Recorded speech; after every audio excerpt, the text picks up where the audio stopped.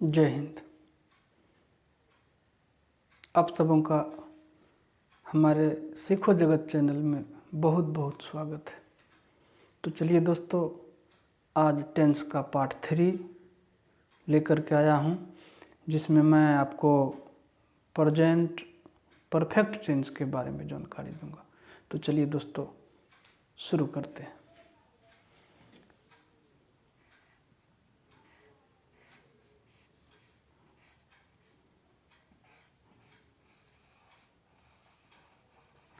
Present perfect tense मतलब दोस्तों, present perfect tense यानी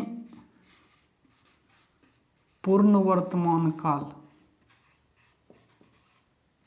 पूर्ण वर्तमान काल। तो अब दोस्तों, हम पूर्ण वर्तमान काल कहते किसको है, इसके बारे में भी जान लेते हैं। जिस टेंस में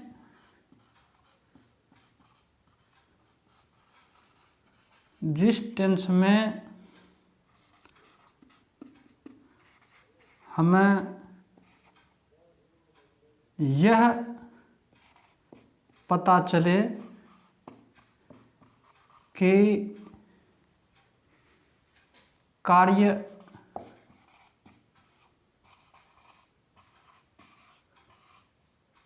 अभी शीघ्र ही समाप्त हुआ है।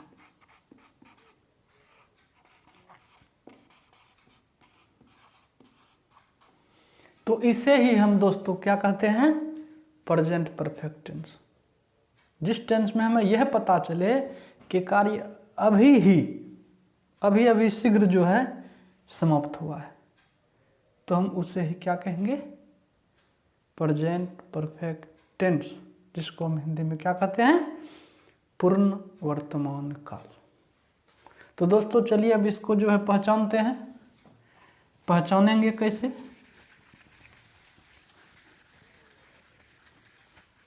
इसको हम कैसे पहचानेंगे, इसके बारे में जानते हैं।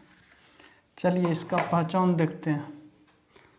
पहचान, ध्यान दीजिएगा दोस्तों, इसको ध्यान रखिए। जिस हिंदी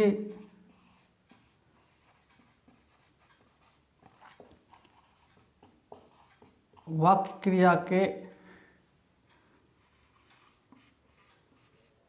अंत में चुका है, चुकी है,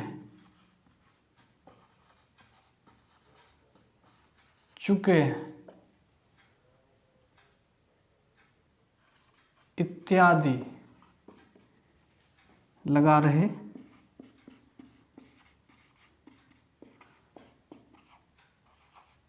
तो हम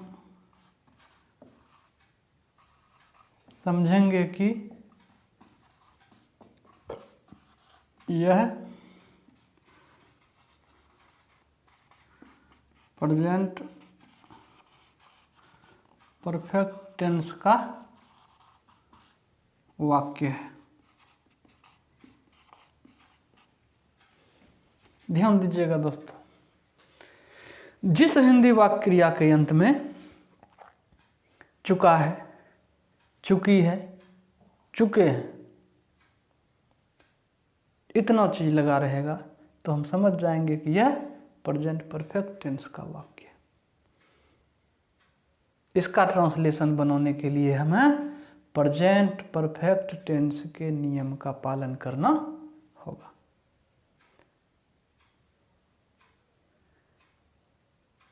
तो चलिए दोस्तों, इसका हम अनुवाद बनाने के नियम को बताते हैं। और एक बात दोस्तों, एक विशेष बात मैं और बता देना चाहता हूं कि यह चीज स्टूडेंट्स को अवश्य समझना चाहिए कि यहां चुका है, चुकी है, चुके हैं। यदि यहां या है, ई है, ये है। यदि यहां रहेगा तो यह भी वाक्य प्रेजेंट परफेक्ट टेंस का ही होगा।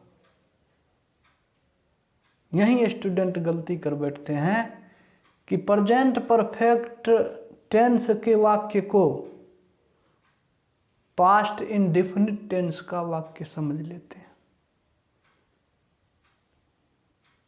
यह भी ध्यान रखना है दोस्तों। तो चलिए इसका अनुवाद बनाने के नियम हम बताते हैं।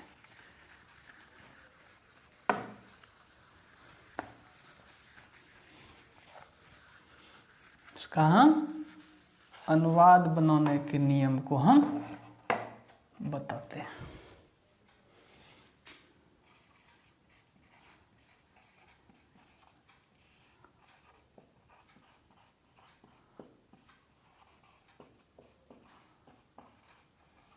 नियम, चलिए दोस्तों, अब यहां वही rule, third person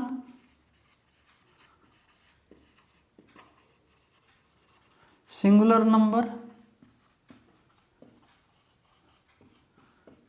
he, she, it, any name के साथ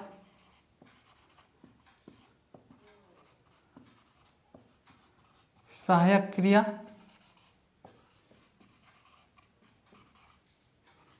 सहायक क्रिया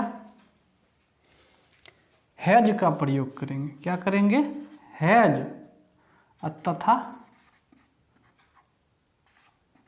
V3 का प्रयोग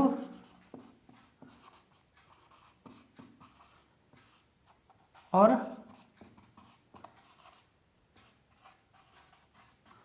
बाकी सब्जेक्ट के साथ,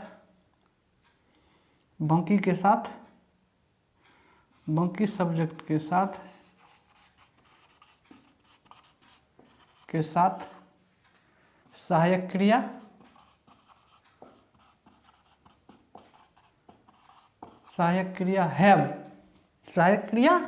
हैव तथा V3 का प्रयोग कर अनुवाद बनाएंगे। चलिए दोस्तों, अब अनुवाद बनाने के नियम को मैंने आपको बताया, तो अनुवाद बनाएंगे कैसे? Third person singular number he, she, it और कोई भी नाम रहेगा तो उसके साथ हम सहायक क्रिया हैज लगाएंगे। क्या लगाएंगे? हैज, HAS, और V3 का प्रयोग करके अनुवाद बना लेंगे। और इसको छोड़ करके जितना भी आएगा सब्जेक्ट, उसके साथ जो है हम सहायक क्रिया हैव लगाएंगे और V3 का प्रयोग करके अनुवाद बना लेंगे। अब तो कोई दिक्कत नहीं रहा। अब चलिए आगे उदाहरण समझाते हैं, कुछ एग्जाम्पल लेते हैं और उसको हम बताते हैं। तो चलिए एग्जाम्पल ले लेते हैं। बोलिए आप ही लोग बोलिए एग्जाम्पल क्या लें। वह किताब पढ़ चुकी है, वह किताब पढ़ चुकी है। चलिए, यह स्त्री जाति है तो सी लिखिए। सी के साथ क्या लगेगा?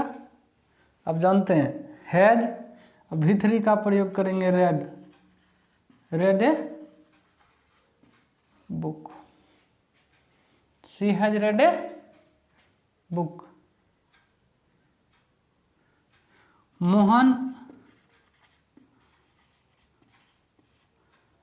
आम खा चुका है।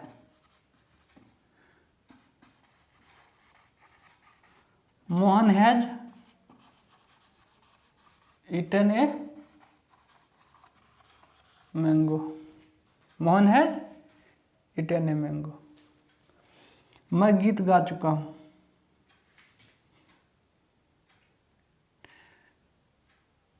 मैं आम खा चुका हूँ, मैं पानी पी चुका हूँ, मैं पानी पी चुका हूँ। I have drunk water। और इसके लिए आपको जो है V1, V2, V3 का भी जो है ये तीनों को याद भी करना होगा दोस्तों। थोड़ा बहुत टाइम लगता है, कोई दिक्कत नहीं है, याद हो जाएगा। आप लोग जो है V1, V2, V3, V1 तो जानते ही हैं, V2 और V3 जो है वर्ब का दूसरा और तीसरा रूप जो है उसको याद कर लेना है। आप लोग कर लेंगे, सारा चीज़ हो जाएगा।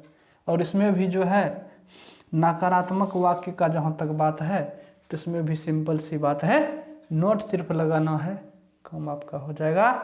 वह किताब नहीं पढ़ी है, नहीं पढ़ चुकी है तो she has not red a book. इस प्रकार से नोट लगा करके हम बना लेंगे, कोई दिक्कत नहीं है। तो बस आज का ये टेंस का तीसरा पार्ट भी खत्म हुआ। जय हिंद।